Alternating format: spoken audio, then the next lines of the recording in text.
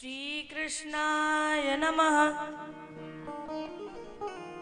श्रीगोपीजनवल्लभाय नमः। श्रीमदाचार्यचरणकमलेभ्यो नमः। चिन्तासन्तानहन्तारो यत्पादाम्बुजरेणवः स्वीयानां तान् निजाचार्य प्रणमामि मुहुर्मुहुः। यदनुग्रहतो जन्तु सर्वदुःखात्तिगो भवेत् तमहं सर्वदा वन्दे श्रीमद्वल्लभनन्दनम्। हरिशरणम्। आज हम सभी का परम सौभाग्य है कि हम सभी श्री शिव महापुराण के तृतीय दिवस में रसास्वादन कर रहे हैं। यह कथा देवताओं को भी सुलभ नहीं है। आज हमें देखकर देवता ईर्ष्या कर रहे होंगे कि काश हम भी भारतवर्ष में जन्म लेते और इस कथा का रसास्वादन करते। भोले बाबा बहुत भोले हैं। राम राम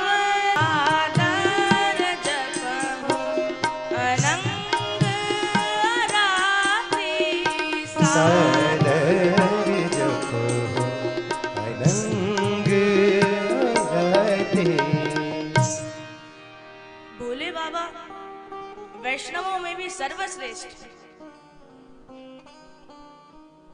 और सब पर सरलता से कृपा कर देते।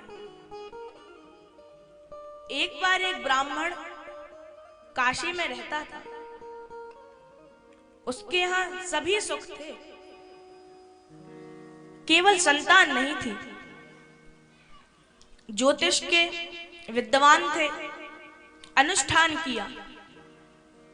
शिव जी प्रसन्न हुए, प्रकट हुए, कहा वत्स वर मांगो।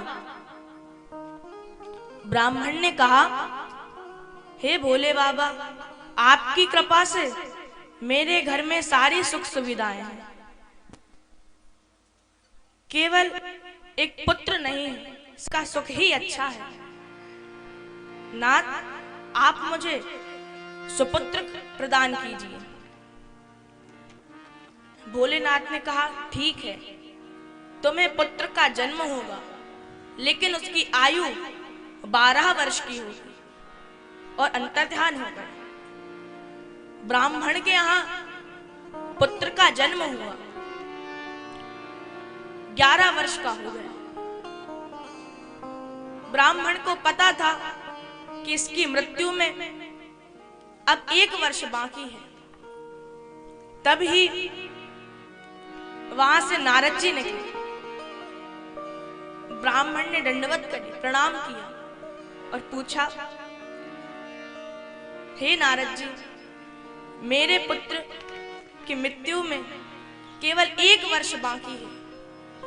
आप उपाय बताइए, मैं क्या करूं जिससे मेरे पुत्र बच जाए। नारद जी ने कहा आप गंगा तट पर जाइए और वहां से जो भी निकले उससे, उसके बालक से उसकी दंडवत कराए, क्योंकि शास्त्रों में लिखा है अभिवादनशीलस्य नित्यं वृद्धोपि सेविनः चत्वारि तस्य वर्धन्ते आयु विद्या यशो बलम। जो नित्य बड़े बूढ़ों को प्रणाम करता है उसकी 4 चीजें अपने आप बढ़ती हैं, आयु, विद्या, यश और बल। इसलिए आप गंगा तट पर जाइए और वहां से जो भी निकले इस बालक से उसकी दंडवत कराइए। ब्राह्मण ने वैसा ही किया। वहां से जो भी निकलता उसकी दंडवत कराता था। अब ऐसे करके कई महीने बीत गए। बालक की मृत्यु में अब केवल 3 दिन शेष थे। ब्राह्मण बहुत दुखी था, पता था क्योंकि 3 दिन बाद मृत्यु हो जाएगी। तभी वहां से सप्तऋषि निकले। बालक दौड़कर गया और 7 ऋषि को प्रणाम कर लिया। सप्त ऋषियों ने कहा, चिरंजीवी भव, चिरंजीवी भव, चिरंजीवी भव। ब्राह्मण ने कहा, हे महाराज, आपने कह तो दिया चिरंजीवी भव, लेकिन आपको पता है इस बालक की 3 दिन बाद मृत्यु हो जाएगी। सप्त ऋषि घबरा गए। अच्छा, तुम्हें कैसे पता कि इसकी मृत्यु हो जाएगी 3 दिन बाद? ब्राह्मण ने कहा, महाराज, यह पुत्र देवताओं का दिया हुआ है। सप्तऋषि ने कहा, ठीक है, आप इसे हमें दे दीजिए। ब्राह्मण ने कहा, ठीक है, आप इसकी आयु बढ़ा दीजिए। सप्तऋषि ले गए, लेकर ब्रह्मा जी के पास पहुंचे। ब्रह्मा जी, पहले सप्तऋषियों ने ब्रह्मा जी की दंडवत करी, इसके पश्चात बालक ने दंडवत करी। ब्रह्मा जी ने बोला, चिरंजीवी भव। सप्तऋषि खुश हो गए, बोले, अब लोग हमसे तो नहीं कहेंगे कि तुम्हारा आशीर्वाद झूठा हो गया। जब ब्रह्मा जी का झूठा हुआ तो हमारा तो फिर बात ही क्या है। ब्रह्मा जी ने कहा, क्या हुआ, हंस क्यों रहे हो? उन्होंने कहा, प्रभु, इसकी मृत्यु में 2 दिन शेष है। ब्रह्मा जी भी घबरा गए, अब क्या करें? ब्रह्मा जी के मन में आया, काल से मुक्ति दिलाने वाले केवल भगवान शिव ही हैं, जो कालों के भी काल हैं। ब्रह्मा जी ने कहा, चलो भगवान शिव के यहाँ चलो। कैलाश पर्वत पहुंचे। एक दिन ब्रह्मा जी के यहाँ बीत गया। अब बालक की मृत्यु में केवल 1 दिन शेष था। शंकर जी के यहाँ पहुंचे। पहले ब्रह्मा जी ने प्रणाम किया, फिर सप्तऋषियों ने प्रणाम किया, फिर बालक ने प्रणाम किया। देखा,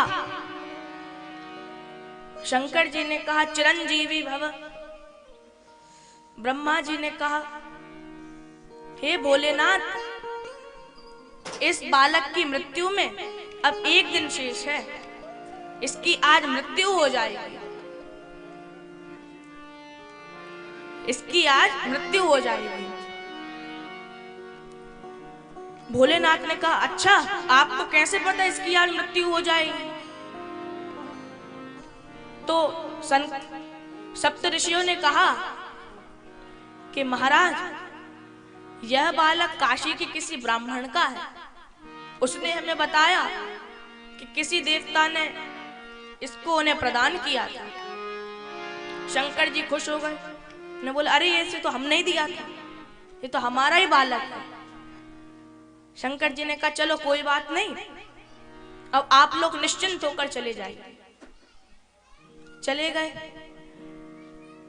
भोलेनाथ ने उस बालक से कहा, यह यहाँ पे एक शिवलिंग है, तुम उसके निकट जाओ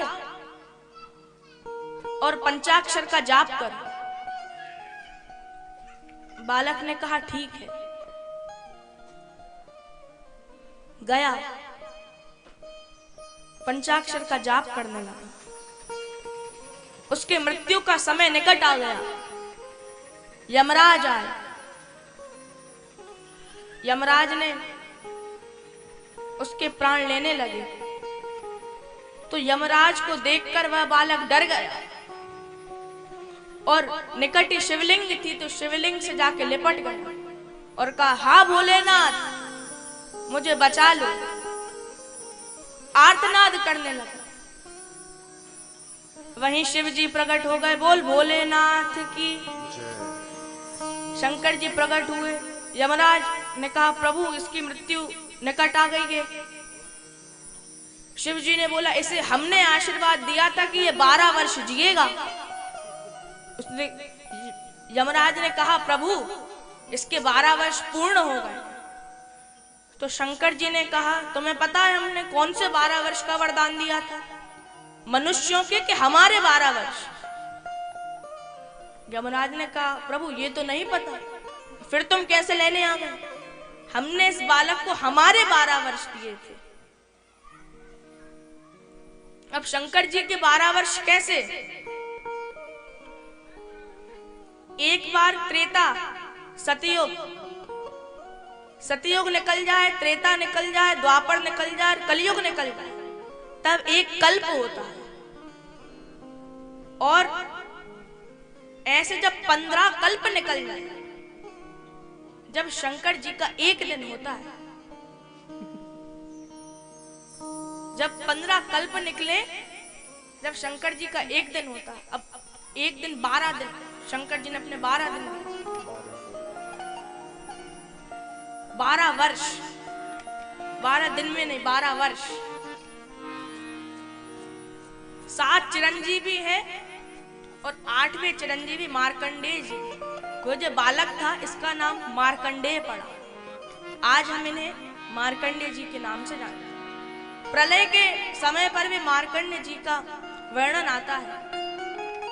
तो ऐसे भोलेनाथ की कृपा से जो 12 वर्ष जिसकी आयु थी, उसकी आयु वह अमर ही हो गया। मान लीजिए जिसकी आयु केवल 12 वर्ष थी, हमारे भोलेनाथ ने उसे अमर कर दिया। ऐसे भोले हैं। आइए हम सभी एक भाव का रसास्वादन करते हैं। शिव कैलाशों के वासी, शिव कैलाशों के वासी, गौरी दारों के राजा, शंकर संकट हरना।